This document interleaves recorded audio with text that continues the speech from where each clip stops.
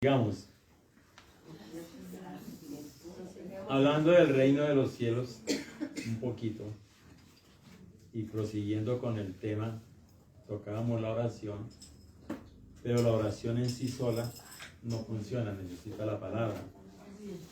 Pero si hay algo que tenemos que entender es que dentro de esa lucha el enemigo trata de robarnos la palabra. ¿Sí? La podemos conocer intelectualmente, podemos estudiarla, pero mientras que ella no haga en nuestro corazón un trabajo, es infructuosa. No sirve, no funciona. Y para poder ser efectivos, debemos de conocer entonces las herramientas para poder triunfar, para dar resultados, para producir. Y la herramienta de la palabra es poderosa. Vamos a ir a Isaías 55. Ya tocamos uno, pero vamos a mirar varios. ¿Sí?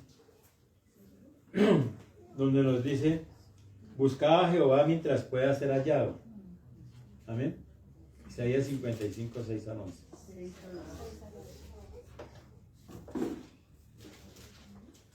Buscad a Jehová mientras pueda ser hallado.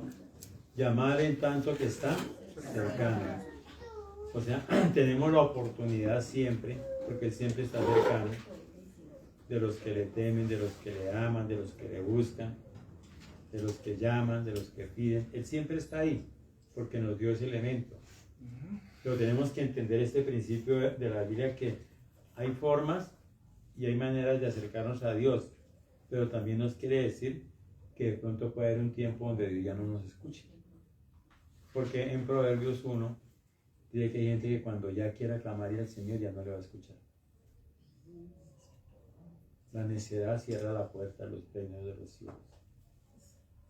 Porque cuando Dios nos llama, Dios nos dice, Dios nos advierte, Dios está constante ahí, es porque quiere.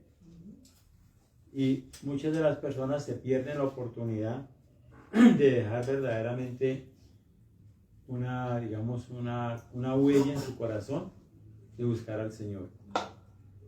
Y ya muchas veces empiezan a buscar a Dios a través de las crisis, de los problemas y de todo. Pero eso no funciona siempre. Aunque Dios muchas veces resuelve problemas y de todo, no quiere decir que la persona empiece a buscar a Dios verdaderamente. Porque a la mayoría se les olvida y vuelven otra vez a su rutina, porque eso es un asunto de procesos. El proceso de la palabra es un proceso como la de un niño. Cuando un niño nace, él tiene un periodo de cuidado por las personas que están alrededor de él, pero cuando ya empieza a articular, a hablar y de todo, ya tienen que irlo forzando y tienen que ir educándolo hasta que vaya formándose una persona que tenga claridad en el estilo de vida. Y eso no llega de un momento para otro, se demora años en una persona natural. En la parte espiritual también hay procesos. La persona nace de nuevo, pero no quiere decir que nació grande ya y que ya de una vez se las sabe todas. Necesita verdaderamente empezar a entender los dos procesos de oración y de palabra, que son los fundamentos. Es el alimento. Se puede decir que la palabra puede ser el alimento sólido y la oración puede ser el alimento líquido que el cuerpo necesita. Podríamos comparar en eso la necesidad del ser humano. Los cristianos tenemos necesidad del agua viva. Amén. Eso no es una opción. Eso no es si quiero, o cuando yo quiero, o como yo quiero. Es la parte de la alimentación, o es la parte de la formación de Dios. Y por eso tenemos que hacerlo mientras tengamos tiempo. Tenemos que estar siempre prestos a correr a eso. Porque si no volvemos al punto, llega el momento en que la persona se enclaustra, se llena de conceptos y de todo, pero no avanza, no se ve. Y quiere decir que no ha entendido entonces el propósito. Y lo más importante que quiero hablar es eso, que así como hay una lucha en la oración, hay una lucha en la palabra. ¿Sí? Son dos cosas. Mejor dicho, si algo el enemigo trabaja, es en lograr que nosotros entretengamos el tiempo en cualquier cosa menos en esas dos acciones. Y las dos acciones tienen que ir en conjunto para que puedan producir resultados. No puede haber resultados de oración si no hay palabra en el corazón. Porque en el corazón es que suceden los cambios, las transformaciones, donde el Espíritu de Dios obra. ¿Sí? En la mente no, en la mente todo el mundo tiene conocimiento. ¿Sí? Y yo digo que estamos en los tiempos, la iglesia en este tiempo tiene mayor conocimiento que en cualquier época, por los medios, por todo lo que hay. Pero tiene menos experiencia que la gente de antes. Porque usted... ¿ah? Menos acción. Menos porque usted ve la gente de antes, al menos nosotros hace 40 años, 30 y pico años, la gente tenía temor de Dios, la gente ayunaba, oraba, velaba, buscaba más. Hoy en día no hay nada de eso. Hoy en día se ha perdido, hoy en día se ha apartado, porque con los afanes de la vida, con la vida de la vida, se ha distorsionado hasta la vida espiritual. Y la distorsión se cree de que eso de pronto no tiene valor. Y es porque el enemigo le ha hecho sentir de que no tiene valor.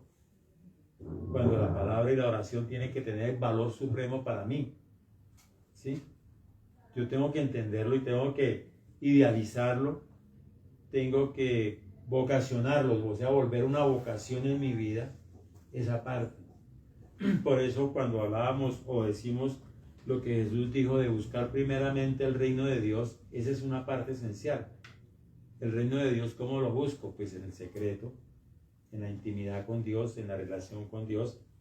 Y ahí tiene que parar. Eso es lo que hay que buscar a Jehová mientras puede ser hallado. ¿Sí? Tenemos la oportunidad. Dios no ha cerrado la puerta. Su misericordia sigue todos los días vigente. Su amor todavía sigue siendo constante. Yo sigo creyendo que Dios todavía y el Espíritu Santo de Dios debe estar inquietando, moviendo, trabajando de una manera, de la otra, circunstancias. Es más, conozco gente, tengo un amigo que Dios lo llamó hace mucho tiempo a servirle y él nunca ha tomado en serio servirle y él se ha conformado con muy poco. Y un día estaba por ahí en un parque, estaba por ahí fumándose su cigarrillo y todo, cuando se le acercó un indigente y le dice: ¿qué hace ahí? Usted tiene que servirle a Dios, corra para la iglesia. Y ese se quedó aterrado, porque, ¿sí? Y no le ha pasado una vez, ni dos veces, ni tres veces. Muchas veces le ha pasado, Dios lo ha buscado, lo ha llamado de todas las formas. Ahora le ha tocado una crisis tremenda, porque Dios nos ama de tal manera que no quiere que nos perdamos. Y más, yo siempre he creído que Dios, hay dos llamados en Dios: un llamado a la conversión, digamos, al arrepentimiento y todo eso, y un llamado ministerial. No todo el mundo no tiene llamado ministerial, todo el mundo tiene llamado a servirle a Dios, pero no todo el mundo tiene llamado a ministerio. Y los que tienen llamado a ministerio son personas escogidas específicamente con funciones específicas, ¿sí? Entonces esas personas, cuando tratan de evadir el llamado, la responsabilidad y todo, es muy tremendo. Decía el apóstol Naúm Rosario: si Dios no lo llamó a usted, haga hasta lo imposible por no meterse. Pero si Dios lo llamó a usted, haga hasta lo imposible por meterse. O sea, tiene que ser una realidad y una verdad, ¿sí? Entonces aquí nos pasa eso, nos sucede de que yo no voy a entender, porque la mayoría de personas dicen: bueno, yo no tengo ningún llamado. Pero ¿cómo sabe que no tienen llamado? Si no tienen sembrada en su corazón la palabra con la que el Espíritu de Dios le puede decir para qué sirve, para qué fue llamado, para qué fue diseñado, ¿sí? Entonces la mayoría de la gente se conforma, y por eso es el trabajo del enemigo. Venga a la iglesia, esté sentado ahí, haga algunos ejercicios espirituales, deje de hacer cosas malas y haga cosas pasables, ¿sí? Vuélvase buena gente, pero no más. Pero ese no es el llamado de Dios. Dentro de la vida espiritual, yo creo firmemente que cada uno fuimos llamados con un propósito, que Dios nos ha adecuado con lo necesario para hacerlo, que usted y yo tenemos las herramientas para servir. Puede ser en lo poco, en lo medio o en lo mucho, pero cada uno tendrá que hacerlo. ¿Qué es lo que pasa? Que si la persona lo ignora o pasa sin pena ni gloria por esta vida, va a tener dificultades porque Dios le va a preguntar qué pasó. Yo le di todas las herramientas, le di todas las cosas, le puse todas las situaciones y todo, ¿por qué no lo hizo? Recuerde que tenemos muy claro la parábola de los talentos, como esa parte que Dios dice, le di a uno una cantidad, a otro otra y a otro otra. O sea, las medidas de Dios están de acuerdo a la necesidad de la persona, a la capacidad de la persona y a la capacidad del medio. Pero la respuesta no está en Dios ya, porque ya entregó eso, espera es que la persona responda con lo que le entregó. Ahí es donde estamos hablando de que el enemigo hace todo lo posible porque la persona ore, porque ya no lo puede sacar de la iglesia, ya no lo puede sacar del entorno. Entonces la gente dice, y ustedes han escuchado a muchas personas que dicen, yo busco a Dios a mi manera, yo oro a mi manera, yo creo en la Biblia a mi manera. ¿Y cuál es la manera? Pues la manera del enemigo, que no funcione, que no sirva, que no dé fruto, que no dé resultado, que no pase nada a su alrededor, porque si Dios lo puso en un medio, pues Dios espera que ese medio sea afectado por la persona que puso ahí. ¿Sí? De alguna manera yo puedo creer que Dios se ideó el plan de que cada uno de sus hijos alumbraran donde estén. Sea en la parte de Dios visible, sea en la parte de Dios que trasciende. Si el enemigo consigue que la gente viva una vida común y corriente, que no sea una vida, digamos, que traiga unas respuestas o algo a sus lectores, ¿cierto? Pues entonces el enemigo logró robarle a la gente de pronto a unos a la eternidad, que es lo más tremendo. Porque ¿con qué se puede uno presentar a Dios si no es con un hecho cumplido? ¿Sí?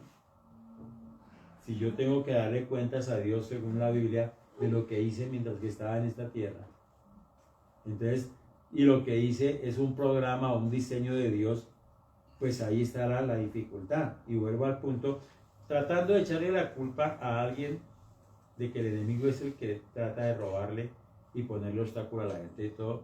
Y esa es una verdad, pero es una verdad a medias.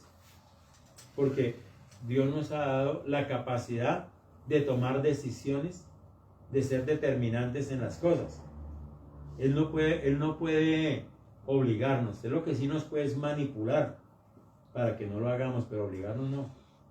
Porque nosotros, Dios nos ha dado esa libertad como seres humanos. Y ya cuando decimos que estamos en Cristo, tenemos responsabilidad de aprender a formarnos plenamente en el camino del Señor. Recuerden que hemos hablado que el reino de Dios, al ser establecido acá, tiene sus propias normas y sus propias reglas. Yo no sigo el pensamiento del mundo y menos si va contrario a los principios de Dios. El mundo podrá quererme decir lo que quiera, pero yo tengo su palabra y su palabra es la que me tiene que guiar a mí y me tiene que impulsar, mover y hacer todo lo que Dios quiere. Entonces, aquí en esta parte, el Señor nos habla claramente de buscarlo, de anhelarlo. Y mire lo que nos dice aquí, en el 7. Deje el impío su camino y el hombre inicuo sus pensamientos. ¿Dónde viene el problema de nosotros entonces? ¿Qué hemos hablado en estos días? De que el enemigo manipula nuestros pensamientos. ¿Sí? Manipula nuestras emociones, nuestros sentidos. Fácilmente lo puede manipular. Normalmente, imagínense ustedes que hay una creencia, digamos, desde la parte psicológica. Dice que el 90% de las cosas que nosotros pensamos nunca suceden. ¿Cómo la ven? Desde la parte natural, el 90% de lo que nosotros pensamos nunca sucede. ¿Por qué? Porque esta mente, estos pensamientos y todo están llenos de un montón de información o de formación. ¿Sí? Entonces, cuando nosotros llegamos al Señor, dice el Señor, deje sus pensamientos. Deje esa parte a un lado, busque a Dios primeramente, vuélvase a Jehová y Él tendrá misericordia, dice ahí claramente. Y el Dios nuestro, el cual es amplio en perdonar. Hay un proceso ahí dentro de ese versículo que nos enseña muchas cosas. lo primero que nos enseña es que tenemos que luchar con los pensamientos. Si algo nos queda claro, o a mí me ha quedado claro, cuando yo he meditado en la palabra sobre esa parte de los pensamientos, tremendo. Efesios 4, 22 o 23 dice que renovemos el espíritu de nuestra mente. ¿Sí? ¿Por qué? Porque nuestra mente es la que, si vuelvo y le digo, si yo no aprendo a pensar con los pensamientos de Dios y a tomar los pensamientos de Dios que tengo en mi mente, de los pensamientos naturales, humanos, de familia, de herencia, de costumbres, de hábitos, de todo lo que sea, está lleno de algo, ¿sí? Entonces, como si yo no empiezo a adquirir la forma de que mis pensamientos sean los pensamientos de Dios, para que mis caminos sean los caminos de Dios, entonces fácilmente yo me desvío de los propósitos. Recuerde que le estoy diciendo, el 90% de lo que uno piensa y se imagina no va a suceder. ¿Qué tal? El 90%.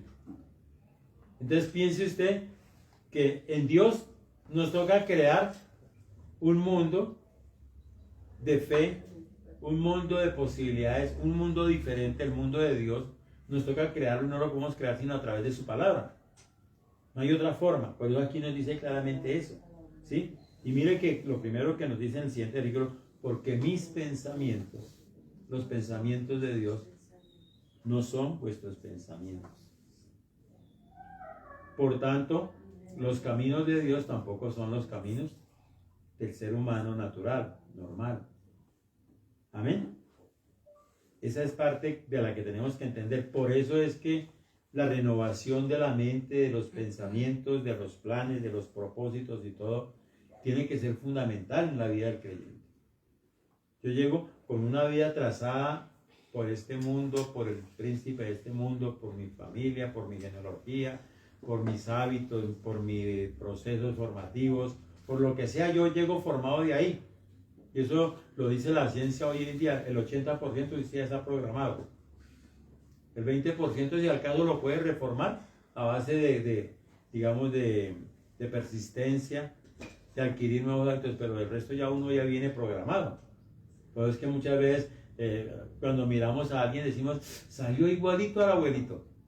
Salió igualito, habla de tal manera, mejor dicho, eso viene de tal parte, eso en mi casa, ¿cierto? Y muchas veces presumimos, decimos, sí, es que yo soy Vázquez, yo soy Reyes, yo soy Panqueva, yo soy... presumimos hasta eso, ¿cierto? Y a veces decimos, no, pues es que así éramos. Y pensamos que debemos de seguir siendo así, cuando la Biblia dice que nuestros pensamientos de esa forma tienen que cambiar, a convertirse en los pensamientos de Dios. ¿Qué es lo que Dios piensa? ¿Qué es lo que Dios quiere? Amén. ¿Y los pensamientos de Dios cómo son para uno?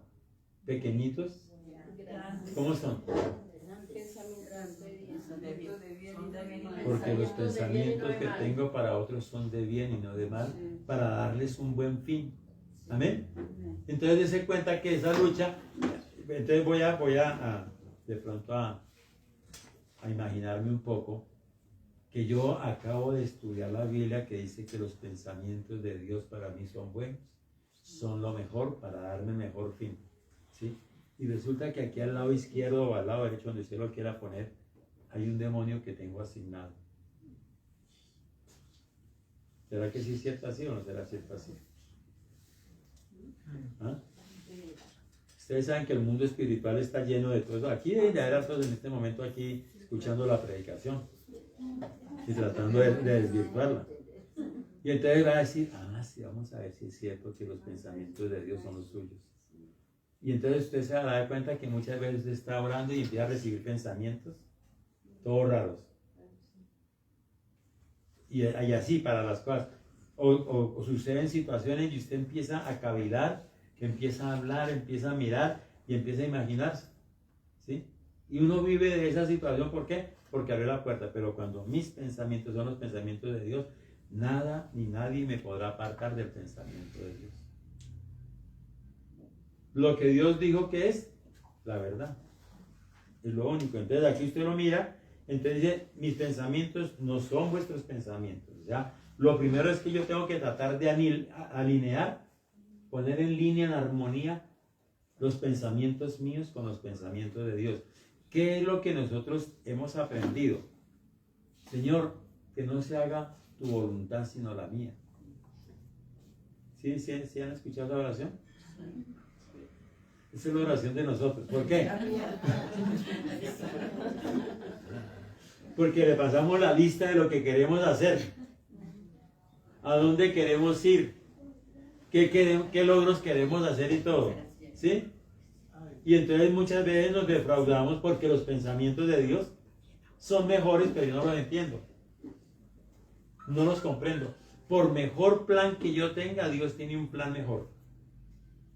Según lo que estoy leyendo aquí. Es la Biblia la que dice eso. Porque mis pensamientos no son tus pensamientos. ¿Sí?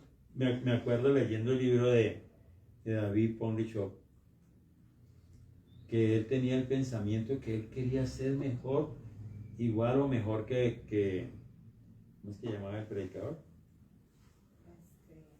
Billy Graham. Y él vivía diciendo y él quería imitarlo y hacía todo, hasta que un día el Señor le dijo, bájese del bus. Usted se llama Poncho y Poncho tiene que ser. ¿Sí? Y los pensamientos de él no eran malos, quería ser un predicador grande a las naciones, al mundo, quería que todo el mundo se convirtiera en todo. Y Dios le dijo, no, usted es usted y él es él. Billy Graham no hay sino uno solo. No hay sino uno solo. Y así debe suceder con cada cristiano. Nosotros somos únicos. No hay otro como yo. Y mi hermano. Pero esa es la verdad. Ni hay otro como usted. Cada uno. Sí, digo que Juanito sí no me queda.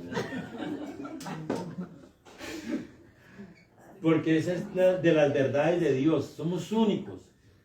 ¿Sí? No quiere decir que somos divididos en esa unicidad. Quiere decir es que Dios tiene un trato muy personal con cada uno, con cada persona. Pero ese trato personal después se tiene que volver un trato colectivo porque somos sociables.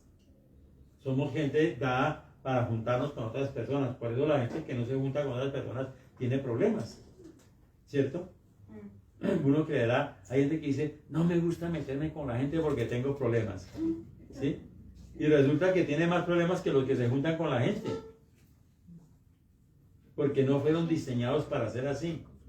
Entonces, cuando aquí nos habla claramente, dice que el problema de los pensamientos es que definen los caminos.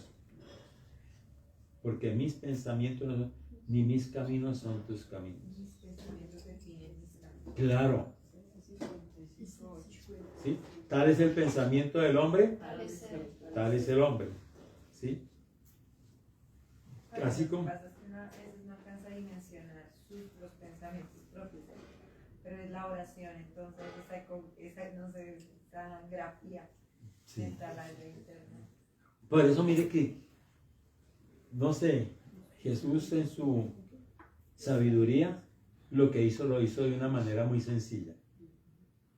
¿Sí? ¿Usted quién es? Yo soy el Hijo de Dios, no más. ¿Y usted qué dice? No tengo nada que decir. ¿Y usted qué? No, yo vine solamente a hacer la voluntad de mi Padre. ¿Y qué tiene que decir? No, lo que Él quiera nomás. Lo que Él me mande a hacer nomás. Imagínense, ¿dónde dijo Jesús? Yo vine porque me decidí, hice un plan de y un poco de cosas. Para nada. Lo definió fácilmente. Cada vez que hablaba la voluntad del Padre. ¿Sí? Ahora, que eso fue preconcebido en el cielo, en una reunión, donde Jesús voluntariamente decidió morir por nosotros, e hicieron un plan y el plan ya estaba todo completo. Donde hubiera sido uno de nosotros, cuando llega el momento de ir a la cruz, uno se va por otra parte. Yo no voy a la cruz. No hay forma que vaya a la cruz, pero él sabía que no podía escaparse de la cruz. Bueno, sí podía, pero no debía escapar de la cruz porque ya tenía claro y determinado lo que tenía que hacer. ¿sí? Ya él sabía claramente que él no podía, allá en el Getsemaní, todo fue un ataque violento y en algún momento llegó a ser un ser humano como nosotros de decir, uy, no, es que esto es muy difícil. Padre, si te es posible, cambiemos el plan un momentico, pero digo, no. ¿Quién lo estaba influenciando? ¿Dónde estaba metiéndose? En su alma, en sus sentimientos, en sus emociones. Estaba diciéndole, no vaya porque vea, eso es muy duro. Entonces, dése cuenta, yo digo, si se atrevió a meterse con Jesús, sabiendo quién es Jesús y que con Jesús no podía ganar ni media. Sin embargo, lo intentó y siempre durante todo el camino le mandaba gente, le mandaba a los discípulos, le mandó a la mamá. ¿A quién no le mandó para que tratara de sacarlo del propósito? Le mandó a Pedrito. Sí, a todo el que se ponía por delante lo usaba para eso. Eso es normal. Pero nosotros tenemos que aprender lo que nos dice aquí para entender esa lucha, porque es que se puede estar perdiendo la lucha por falta de conocimiento. Mi pueblo fue destruido por falta de conocimiento, por falta de entender la verdad. Y entonces cuando nos dice aquí claramente esta parte de que los caminos de Dios son diferentes a los caminos míos, yo puedo llegar al Señor, como le decía, hay gente que dice, yo quiero ir a las naciones, y de pronto el Señor le dice, pero es que usted no va a ir sino hasta la esquina nomás. ¿Qué tal? ¿Cómo sería eso? Luego es que Dios no cumple mis sueños y mis propósitos y todo. Luego es que Dios no nos da los sueños y todo. Puede ser. Pero yo me encuentro con gente, ustedes han escuchado la historia del gran intercesor. Rico, poderoso, plata, hasta castillos tenía y todo. Y un día se encuentra con el Señor. Y entonces el Señor se le ocurrió una idea fabulosa con ese hombre. No se bañe, no se peine, no haga nada, vuelva a ser un pordiosero, déjese crecer la barba, déjese crecer todo, viva en la calle y todo, y le ordenó que regalara todo lo que tenía y se fuera a vivir con los indigentes en la calle. ¿Qué tal ese camino? Imagínense por un momento que a Dios se le ocurriera una chance de esas. Ahora, ¿usted cree que ese hombre renegó? Que ese hombre dijo, no, Señor, eso es injusto. ¿Por qué a mí? ¿Por qué no se la montó más bien aquel que es más malo? Porque eso es lo que muchas veces pensamos nosotros, que las cosas duras y difíciles para los malos. Que los buenos tenemos derechito el cielo ganado y resulta que no. ¿Sí? Cada uno tiene un diseño. Esos son los casos que a mí me aterran. Porque son unos casos tremendos. Un hombre contó, sin embargo, ese hombre se gozaba la vida. ¿Sabe por qué? Porque se gozaba la presencia de Dios en él. Y con eso es suficiente. Ustedes conocen la historia de Pablo. Y nadie más ha pasado por cosas terribles que Pablo. Bueno, después de Job, pero eso fue otro cuento. Pero por el ministerio, por el servicio de Dios, nadie ha pasado cosas tan terribles como Pablo. Sin embargo, ustedes nunca encuentran a Pablo quejándose. Al contrario, todo lo escribía con gozo.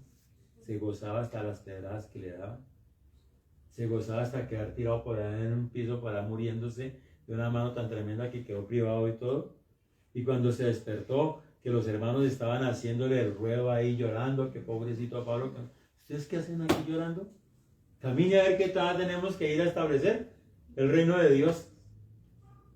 Esas son cosas que solamente suceden cuando la gente tiene una revelación o una presencia de Dios notable.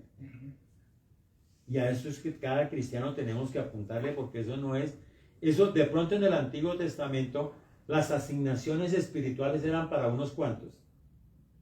Pero después de la venida del Espíritu Santo de Dios es para todo aquel que Dios llame, que se acerque a Dios, que esté cerca o aunque esté lejos, desde que quiera y busque de Dios lo va a encontrar. Para cada creyente. La vida de cada creyente se convierte en algo notorio, en algo de exhibir.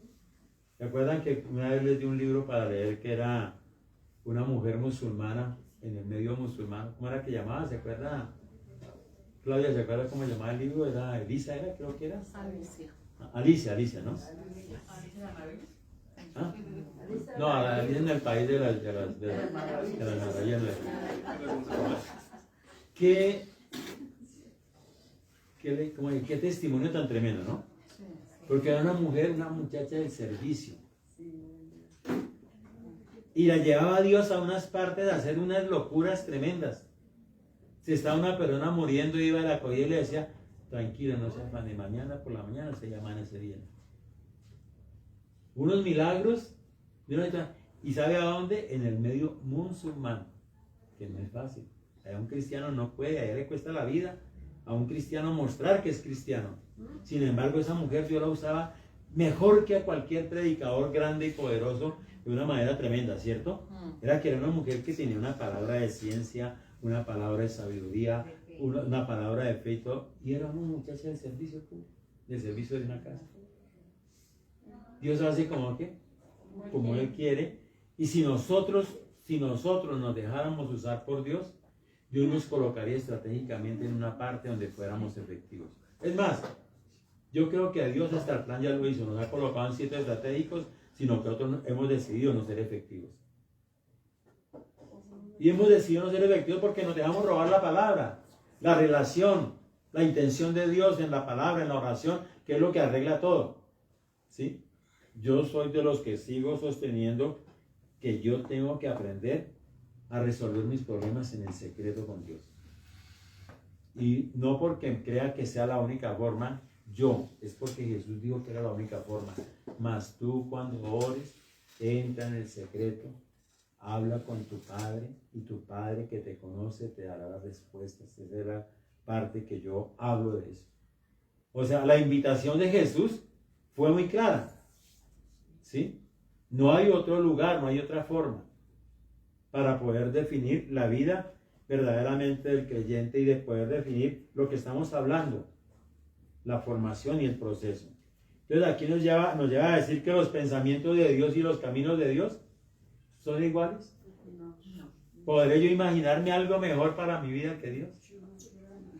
Ahora, ¿por qué? Porque Dios sabe lo que necesito y lo que me conviene. Amén. Porque como desciende de los cielos la lluvia y la nieve y no vuelve allá, sino que riega la tierra y la hace germinar y producir y dar semilla al que siembra y pan al que come. O sea, ¿de qué hablo? De un proceso. ¿Sí ven? Y coloca el proceso natural de la siembra y la cosecha. ¿Sí? De la lluvia y de todas las cosas y de todo así. Y dice, concluye diciendo, así será mi palabra que sale de mi boca. No volverá a mi vacía, sino que hará lo que yo quiero y será prosperada en aquello para que lo envíe. Volvamos al punto. Trabajemos con el contexto. El contexto me dice de buscar a Dios mientras que pueda. El contexto me dice que tengo que cambiar mis pensamientos. ¿Cierto? ¿Sí me dice eso o no? Y el contexto me dice, ¿por qué tengo que cambiar mis pensamientos? Porque no son los pensamientos de Dios. Amén. Después me dice que hay un proceso.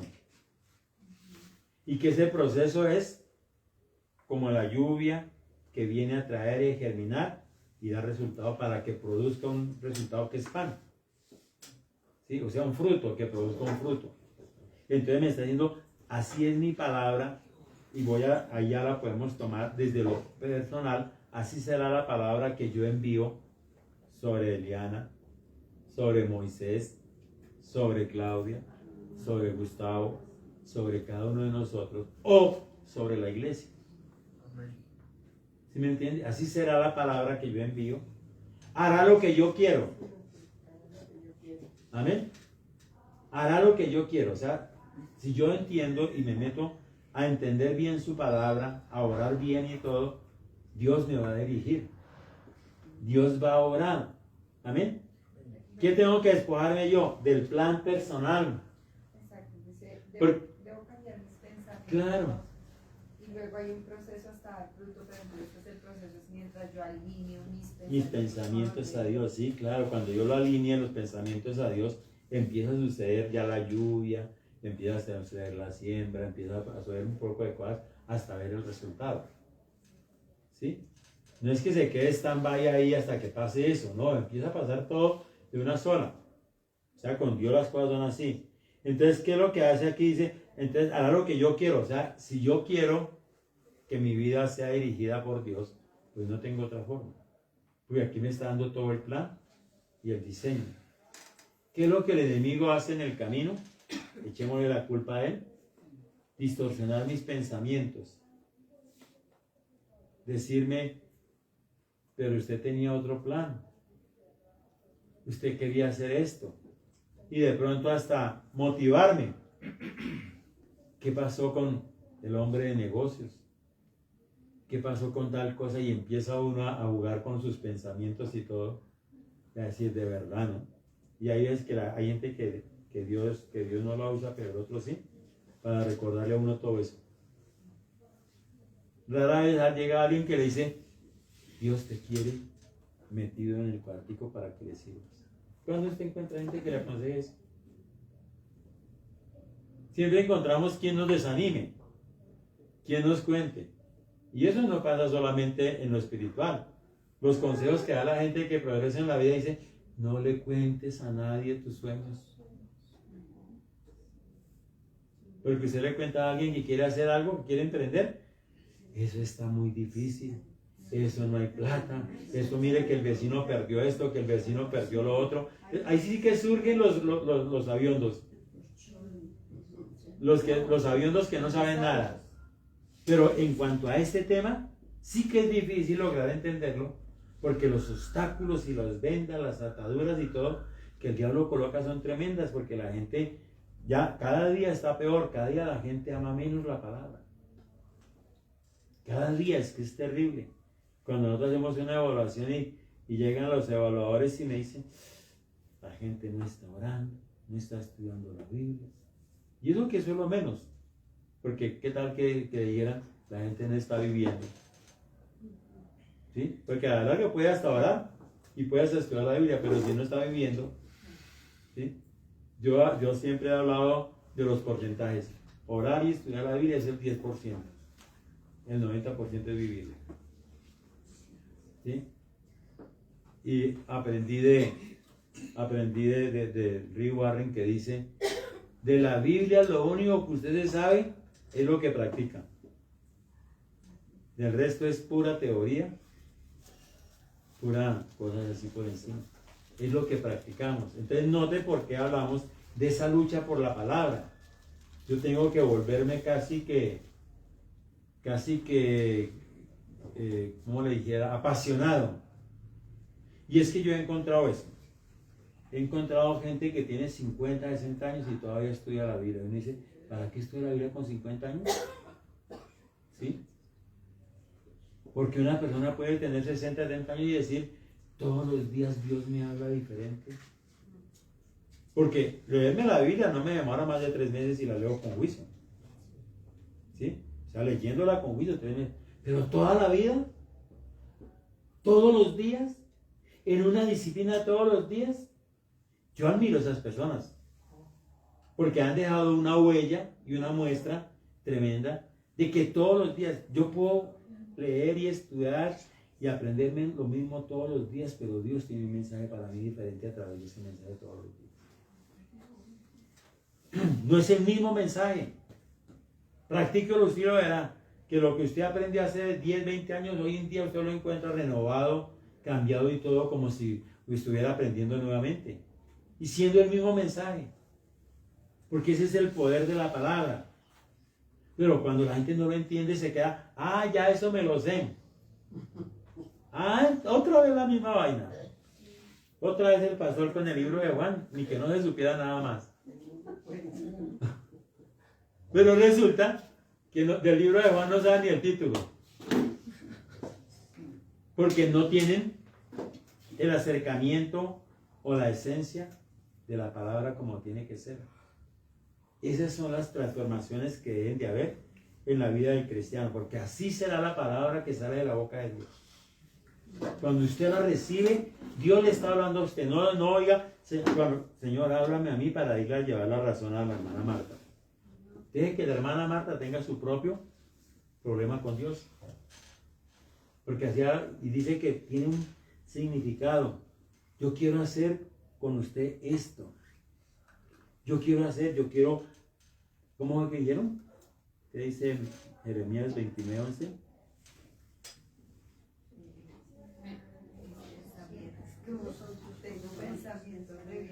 Porque los pensamientos son de bien y no de mal, para darles el fin que yo quiero. Amén. ¿Por qué no lo vemos? Porque estamos alejados de los pensamientos de Dios. Usted puede escuchar la enseñanza, la predicación, que Dios quiere bendecirle, que amado, yo deseo que seas prosperado en todas las cosas como prospera tu alma. Uy, Señor, sí, que no sé qué. Se emociona, pero usted no lo entiende. Porque el enemigo llega y se lo roba. Eso, ¿dónde vemos eso? ¿No se acuerdan? ¿No se acuerdan de vemos eso? ¿Si han estudiado Mateo 13? ¿Alguna vez han estudiado Mateo 13? 6 meses conmigo. ¿Qué dice? Que el enemigo viene y se roba lo poquito que queda sembrado en el corazón de la persona. Y entonces se queda sin fruto. No es mentira. O sea, si hay una guerra por la palabra, si hay una lucha por la palabra. Amén. Los apóstoles tuvieron luchas tremendas. Jesús les hablaba algo. Decían, sí, Señor, ¿cómo no? Sí, Señor. Y resulta que después, cuando escribieron los libros, 30, 40 años después, eso era lo que el Señor nos quería decir. Eso fue lo que habló y nosotros no nos dimos cuenta. Porque somos lentos para entender. Lentos. Y entonces, cuando nos dice aquí esa parte, es importante comprenderla. Porque, acuérdense que esta mañana vimos, porque la palabra de Dios es viva. No dice que es demorada y tardía, dice que es viva y eficaz. Que tiene un propósito, penetrar hasta el fondo de mi cuerpo, de mi alma, de mi espíritu, de mis pensamientos, sentimientos y emociones. Dice ahí. Y revelar lo que soy. Mostrar lo que yo soy. Esa es la palabra de Dios. Y cuando no la entiendo de esa manera, lucho mucho con mi alma, con mis sentimientos, con mis pasiones, con mis deseos. ¿Por qué la gente falla tanto? Por eso. Porque se les olvida la palabra verdaderamente. Entonces, ¿cómo tengo que entender y comprender cómo funciona en mi cuerpo, en mi alma y en mi espíritu? Cuando yo leo ese pasaje es para decir, si estoy leyendo dos pasajes muy alternos. Así será la palabra que sale de mi boca, no volverá a mí vacía, cumplirá con el propósito para que lo enviado. ¿Sí? Y en el otro me dice, porque esa palabra va a ir a su espíritu, a su alma, a su carne, a su naturaleza, y va a romper, va a abrir una brecha, ¿sí? Va a revelar un poco de cosas y de todo, para que se manifieste otra situación. Eso es lo que tengo que aprender yo a través de la palabra. Amén. El conocimiento queda muy bonito, pero la palabra revelada es cuando empieza a pasar la dificultad a uno, ¿sí? Porque acuérdense, aquí Dios nos revela los pensamientos de Él, porque no hay cosa creada que Dios no nos revele. ¿Amén? Entonces, ¿qué pasa? Que hay un choque entre el reino que vivíamos antes con el reino que quiere implantar Dios. Y Dios no lo puede hacer de otra manera. Yo respeto los ministerios, respeto la unción, respeto todo. Yo he estado en partes donde la gente se cae solamente con mirarla. ¿De verdad? Yo estuve una vez en el Campín donde el pastor Benny Hill, hacía, y todo el mundo se iba al piso. Pero, ¿dónde están esos que van al piso? ¿Qué pasó con ellos? ¿Por qué la iglesia está como está? ¿Sí? Porque esos son obras sobrenaturales, pero que no construyen, no edifican, porque lo único que edifica es la palabra de Dios sembrada en el corazón. No hay otra forma, es lo único. Amén. Mire, ¿cuánta gente dice, el Señor me habló a través de fulano, a través de sultano? ¿Esos se acuerdan de todas las profecías, pero no se acuerdan de la palabra? Y las profecías lo único que hacen es confirmar la palabra. Si a mí alguien me da una profecía, me tiene que decir algo que diga la palabra. No me puede decir otra cosa diferente.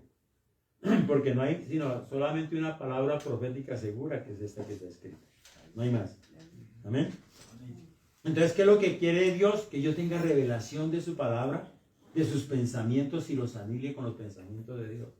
Pero ¿qué quiere Satanás? Que yo pelee con mis pensamientos contra los pensamientos de Dios. Ay, pero ¿por qué así? ¿Por qué me tengo que levantar yo a las 4 de la mañana a orar? Y como el vecino que no es ni cristiano ni nadie se levanta a mediodía y le va mejor. Hay gente que piensa así. El rey David un día pensó así. Le dijo, Señor, casi se resbalan mis pies viendo la prosperidad de los impíos. Porque el rey David un día, en medio de su crisis y de todo, se dijo, ¿cómo puede ser que yo soy nombrado rey? Quiero servirle a Dios y mire, persecución, me quieren matar y todo. Y mientras tanto Saúl, miren cómo vive, en la opulencia, todo el mundo lo respeta, todo el mundo y todo. Y el Señor le dijo, está equivocado. Y le tocó pedirle perdón a Dios por pensar de esa manera. Imagínense cuántas veces nosotros nos equivocamos en la forma de pensar. Señor, ¿usted por qué no hace algo con Eliana, por ejemplo? Voy a poner ejemplo que no hay nadie más hoy. ¿Amén? Porque el hermano Pedro, habiendo sido formado y transformado por Dios, en la última administración que Jesús le da, se le ocurre seguir siendo imprudente en su manera de hablar. Señor, ¿y usted qué va a hacer con Juan? ¿Por qué a Juan usted le admite? ¿Por qué a Juan usted le pasa? Se las pica del consentido. Ese ya es agregado mío, ¿no? Que están ahí en la charla. Pero Jesús llega y le dice, ¿a usted qué le importa? Agregado mío también. Si yo quiero que él se quede aquí hasta que yo venga y todo, ¿usted qué? ¿Sí ven? Porque Pedro estaba saliéndose otra vez, un momentico y se dejó ministrar. Porque le acaban de decir, Pedro, yo quiero que pastoreen mis ovejas. Pedro, yo quiero que hagas esto. Y él llegó a dudar de que Jesús no confía en él porque le preguntó 3 veces. Pero le acaban de decir, acaba de afirmarle y de una vez se pone a mirar al otro. ¿Qué va a hacer con el otro? ¿Sí ve? ¿Dónde está la función ahí? El enemigo lo sacó otra vez del propósito. Y cuando alguien así hace de dado, así corriendo así como ese, sí que sufre problemas con el Señor en ese sentido. Porque el enemigo tiene una capacidad de ministrar de esa manera. Entonces tenemos que aprender que en la guerra espiritual siempre van a suceder cosas. ¿Amén? ¿Amén? Terminemos un poquito hoy con esa parte. Mateo 13, 19.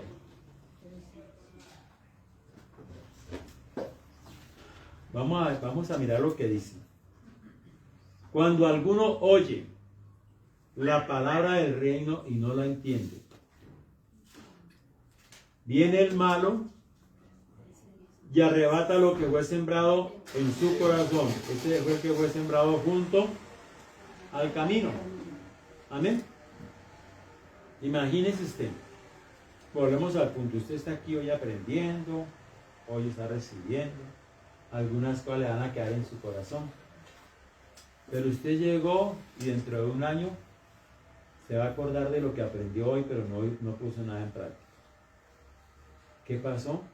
Que de aquí a su casa y de aquí a mañana y de aquí a estos días, el trabajo del enemigo es arrebatarle lo poquito que le haya quedado. Ahí dice, ahí está la guerra espiritual planteada. Eso no me lo invento yo. Dice que alguno oye y entiende. No entiende, perdón. No entiende. ¿Sí? O sea, se hace el loco, no entendió nada. No pasó nada. Se fue como si no hubiera pasado nada. Entonces, ¿qué pasó? Viene el enemigo y arrebata lo poquito que le haya quedado en el corazón. Lo poquito que le haya quedado. Y este fue el que sembrado en el camino, o sea, superficialmente. Se trata que la vida es superficial. Por eso yo siempre le digo a la gente, cuando ustedes estén en una parte, cuaderno, lápiz, Biblia y concentración. Y después oración. Al cuartico a decir, Señor, ¿qué esto es para mí? ¿De qué me está hablando? Yo no escucho ninguna predicación si no estoy dispuesto a estudiarla, a aprender y a medirme, a encontrar algo que Dios tiene para mí. Por eso no le escucho a cualquiera tampoco una predicación. Porque sé lo delicado que es eso. Yo le digo al Señor, cuando necesito algo, Señor, necesito que me hables. Y tengo algunas personas que por conocimiento y todo son especiales para mí en eso. Y sé que Dios me va a hablar.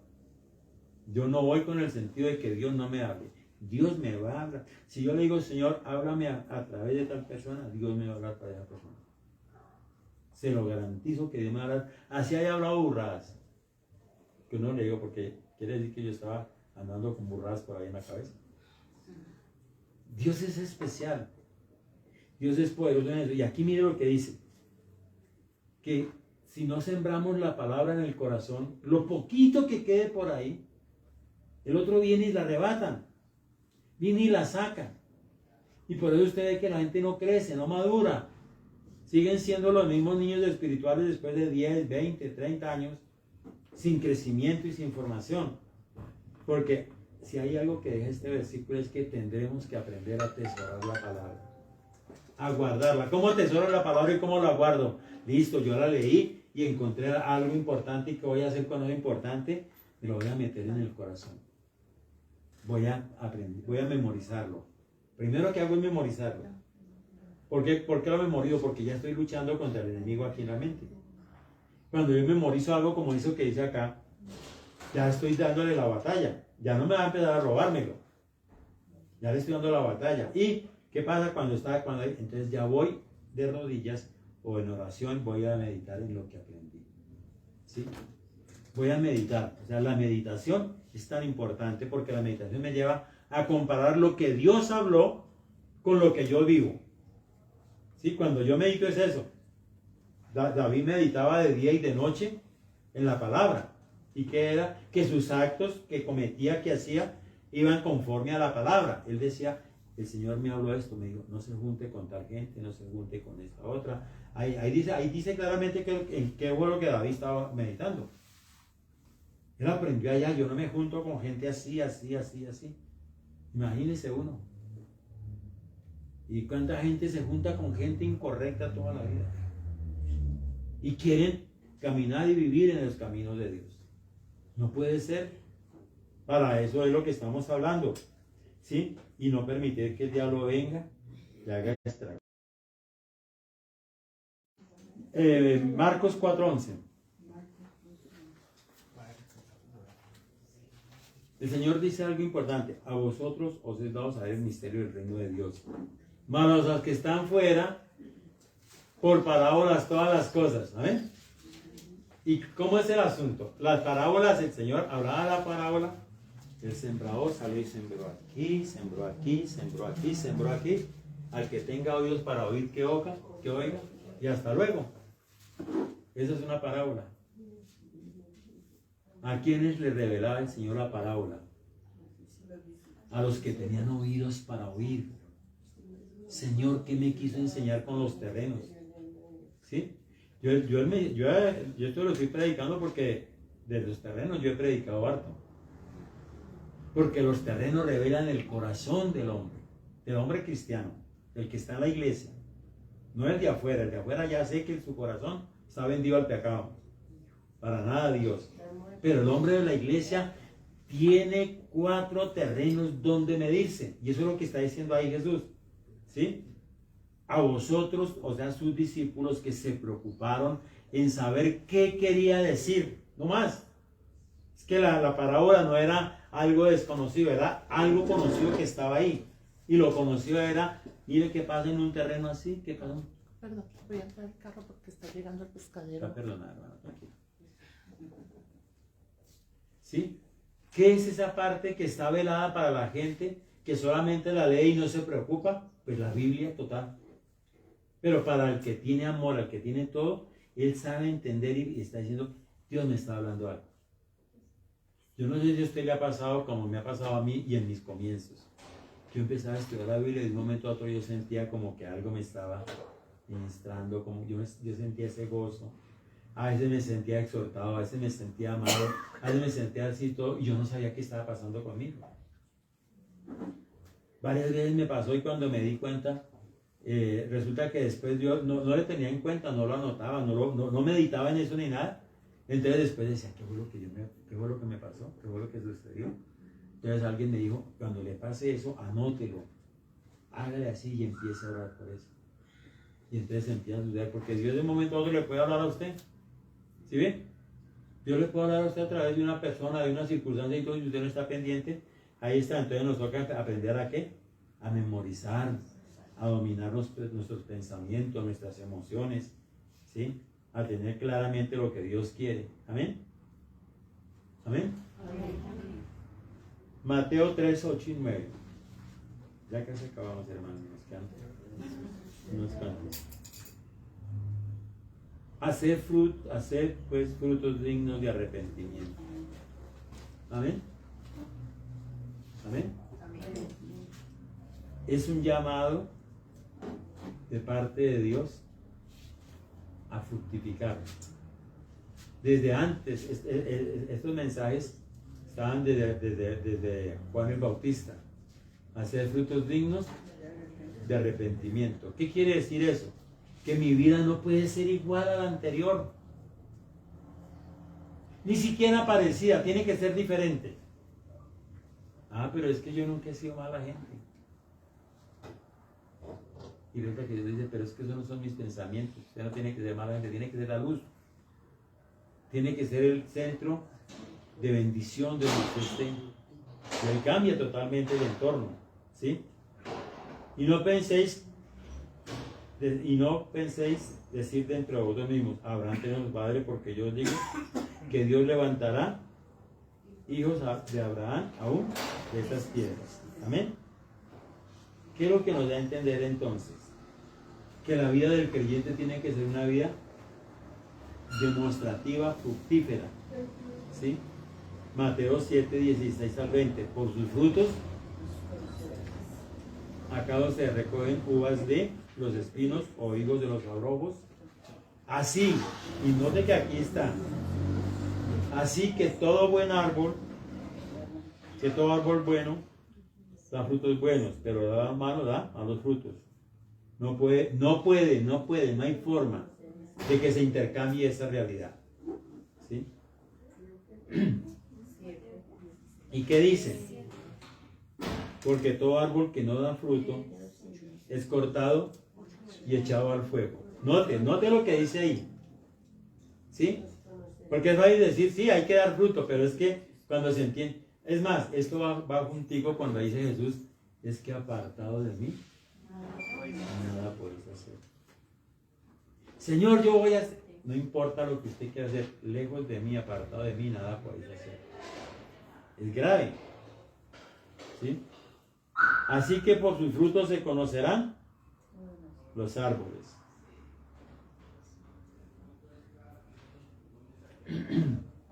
Pero mire lo que dice aquí en Mateo 21, 23. Estoy abreviando un poquito.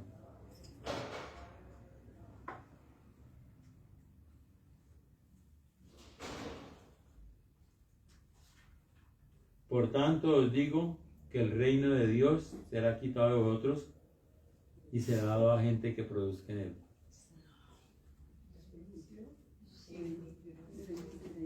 ¿21 43?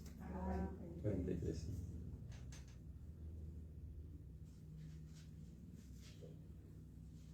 Jesús les había hablado a los judíos de la transferencia del reino que les había prometido, ¿cierto? A los judíos se les prometió el reino, ¿cierto? ¿Sí o no? Pero él dijo, ustedes no hicieron lo que tenían que hacer. Y gracias a eso nació la iglesia. Amén. Se lo voy a dar a gente que produzca. O sea, nosotros no llegamos a pasear, ni a vivir religiosamente. Si a los judíos se les niega el reino por no fructificar, ¿usted cree que a nosotros nos lo van a dar por vivir de cualquier manera? Se ha dado a los que producen. Amén. Jesús no estaba comprometido con ninguna doctrina ni nada, estaba comprometido con el reino de Dios. ¿Sí? Y a él no le impresiona nada más sino mirar el fruto del reino que hay en la persona o en la circunstancia. Amén. Así es que si no damos fruto, no vamos a impresionar al Señor. Dios puede quitar a cualquiera que no sirva. Pero los dones y los talentos no son irrevocables, ¿sí? Nadie se los va a quitar. Le van a quitar la asignación que tiene para fructificar, según lo que dice el Señor ahí, ¿sí? Le dará a otro que produzca, ¿sí? Por eso una cosa que hay que aprender en la iglesia es que somos importantes para el Señor, pero no somos necesarios para el Señor. La importancia se la damos cuando damos resultado, cuando ofrecimos, ¿sí? Cuando podemos verdaderamente darle a esa parte. Lucas 13:7.